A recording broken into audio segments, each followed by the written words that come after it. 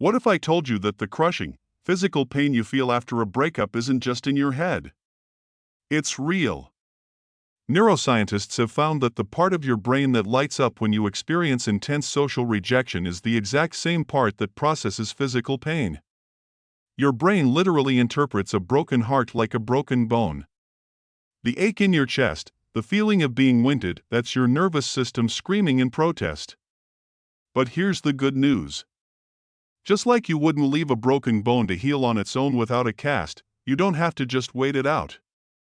You can take an active role.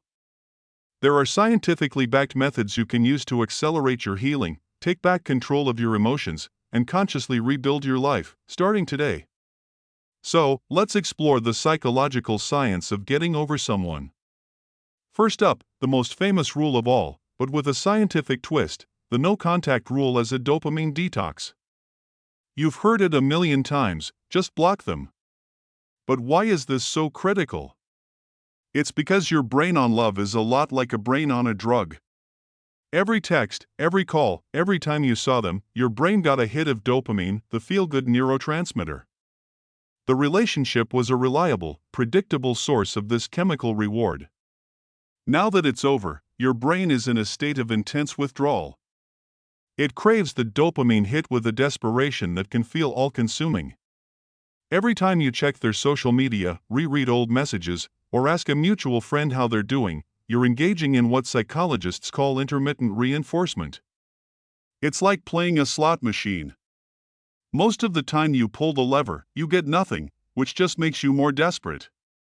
But every once in a while, you see a new photo or hear a piece of news, and you get a tiny, unsatisfying dose of that drug. It feels like a win for a second, but it resets the painful withdrawal process all over again, making the next craving even stronger. Imagine you're trying to quit sugar. You wouldn't keep a cake on your kitchen counter and just stare at it all day, would you? Going no contact is about removing the cake. It's about starving the addiction until the cravings finally subside. This means blocking, muting, and archiving. Remove the digital ghosts from your daily life. It's not about being cruel or erasing your history, it's about giving your brain the chemical space it needs to rewire itself and find new, healthier sources of dopamine. But avoiding them is only half the battle. The other half is managing the stories you tell yourself. This brings us to our second point: actively rewrite your relationship narrative. After a breakup, a strange psychological phenomenon called rosy retrospection often kicks in. Your brain, in its desperate attempt to make sense of the loss, starts to function like a movie editor with a very specific agenda.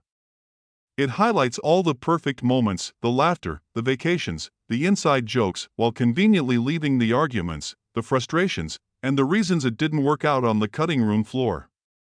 You create a highlight reel of the relationship, and then you torture yourself by playing it on a loop. The scientific solution is to consciously and deliberately create a more balanced narrative through a process called cognitive reappraisal. This isn't about demonizing your ex, it's about being honest and objective. Take out a journal or open a new note on your phone. For every perfect memory that pops into your head, challenge yourself to remember the full context. You remember that amazing dinner? Also remember the tense, silent car ride home. You remember that hilarious inside joke? Also remember how it was sometimes used to make you feel small in front of others. Write down not just the good memories, but the real ones. What were the things that made you feel insecure? What were the compromises you made that you weren't happy about? What were the fundamental incompatibilities you tried to ignore? By doing this, you're engaging a part of your brain called the prefrontal cortex, the logical, rational part. You're using it to override the emotional, nostalgic impulses of your limbic system. You're reminding yourself that the relationship wasn't the perfect fantasy your grieving brain is making it out to be. It was real, it had flaws, and it ended for a reason. If journaling feels too abstract, our third point offers a very concrete method: the three-list technique. This is a powerful psychological exercise that forces you to shift your perspective away from what you've lost and toward what you've gained. It's simple: but incredibly effective at breaking the spell of idealization. You're going to make 3 distinct lists. List number 1 is the annoyance list. Write down all the little things your ex did that drove you crazy. Be petty. Be specific. Did they leave their wet towel on the bed? Did they chew with their mouth open? Were they always late? Did they have terrible taste in music that you had to endure on every car ride? This list is not about hate, it's about humor and perspective. It helps to dismantle the pedestal you've put them on and reminds you that they were a real, flawed human, not a perfect being you lost. List number 2 is the deal-breaker list.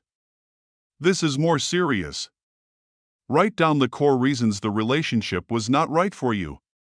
These are the bigger issues, the fundamental differences in values, life goals, or the way they treated you during conflicts.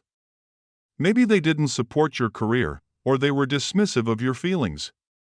This list is your anchor to reality. When your mind starts to romanticize the past and you feel the urge to reach out, read this list. It's your why. And finally, the most important one, list number 3 is the freedom list. Write down all the amazing things you can do now that you're single. Think both big and small. Maybe it's reclaiming your entire weekend for your hobbies. Maybe it's painting your living room a color they would have hated. Maybe it's planning a solo trip to a country they had no interest in, reconnecting with old friends they didn't like, or simply not having to share the remote control ever again. This list builds genuine excitement for your future and reminds you that being single isn't an ending, it's a new beginning with its own unique opportunities for growth and joy. Now, all this reframing is great, but what do you do when you just feel stuck, with zero motivation to do anything? That's where our 4th point comes in: employ behavioral activation. When we feel down, our instinct is to wait until we feel better to do things. We think, I'll go to the gym when I have more energy, or I'll call a friend when I feel less sad. Psychology shows us this is completely backward. Motivation doesn't lead to action, action leads to motivation.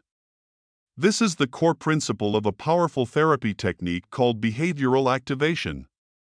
Your brain gets stuck in a negative feedback loop. You feel bad, so you do nothing, and doing nothing makes you feel worse, which makes you want to do even less. The only way to break the cycle is to force the action, no matter how small. A great tool for this is the 5-minute rule. Just commit to doing something positive for only 5 minutes. You don't have to feel like going for a walk. Just commit to putting on your shoes and walking for 5 minutes. You don't have to feel like cooking a healthy meal. Just commit to washing one vegetable for 5 minutes. Think of it like pushing a car that's run out of gas. The hardest part is getting it to move that first inch. But once it's rolling, it gets easier to keep it going. The simple act of doing, even for a short time, creates a small sense of accomplishment. This releases a tiny bit of dopamine and endorphins, which gives you a tiny bit more energy to do the next thing. You are literally building positive momentum from scratch and proving to your brain that you are still capable and in control. While you're getting active, don't forget the power of human connection. This leads us to our 5th, and perhaps most surprising point, the 20-second hug rule. After a breakup, we suffer from a deficit of oxytocin, often called the cuddle hormone or bonding hormone. It's released through warm, safe physical touch. And it's the chemical that makes us feel connected, safe, and trusting.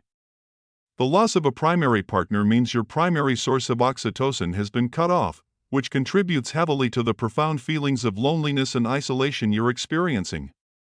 You can consciously work to replenish it. Research from the University of North Carolina found that a 20-second hug is the minimum duration needed to trigger a significant release of oxytocin and simultaneously lower levels of the stress hormone, cortisol. This isn't about a quick, awkward pat on the back with a friend. It's about seeking out a trusted friend or family member and asking for a proper, prolonged hug.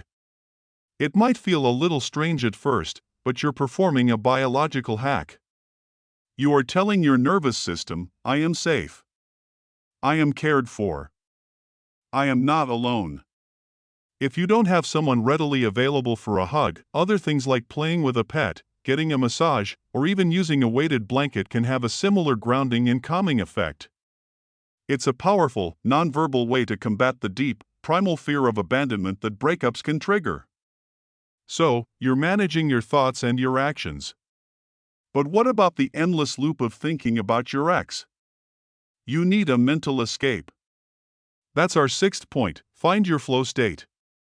A flow state, a concept from positive psychology, is that magical feeling you get when you're so completely absorbed in an activity that time seems to disappear. Your sense of self melts away, and you are fully present in the moment.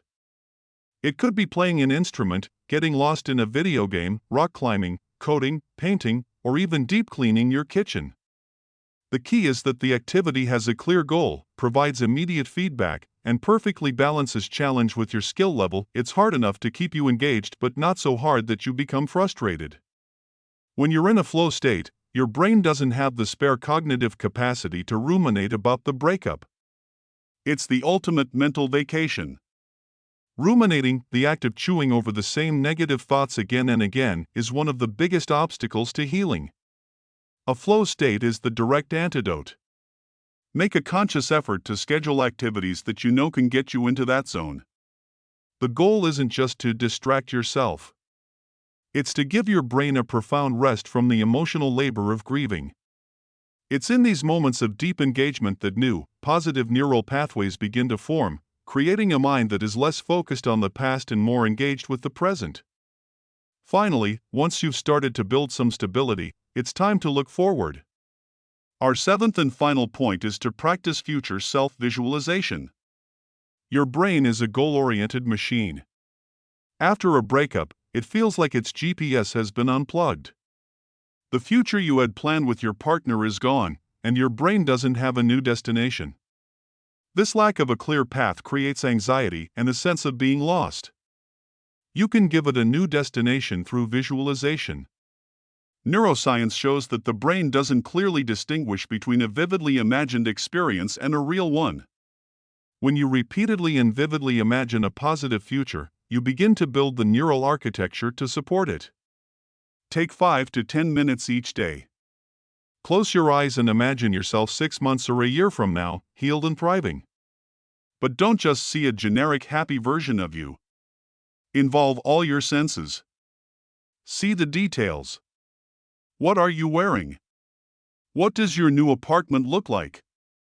Feel the texture of the book you're reading in your favorite chair. Smell the coffee from the new cafe you discovered. Hear the laughter of the new, supportive friends in your life. Most importantly, feel the emotions, the confidence, the peace, and the joy of that future self. You're not just daydreaming. You're giving your brain a new blueprint. You're priming your mind to spot opportunities that align with this new vision, pulling you forward rather than being dragged down by the weight of the past. Healing from a breakup isn't a passive process of waiting for time to do its work. It's an active process of rewiring your brain. It's about cutting off the old chemical supply, rewriting the painful stories, taking deliberate action even when you don't feel like it, and building a compelling vision for your future. The pain is real, but so is your power to navigate through it. And remember, while these psychological tools can be incredibly powerful, this video is for educational and entertainment purposes only and is not a substitute for professional advice. If you're struggling deeply, reaching out to a therapist or counselor is a sign of strength. Healing is a journey, not a race. Be patient and compassionate with yourself. You've got this. Now, I want to hear from you. We talked about the power of finding a flow state. What is the one activity that helps you get so absorbed that you completely lose track of time and forget your worries? Share it in the comments below. Your idea might just be the thing that helps someone else find their escape.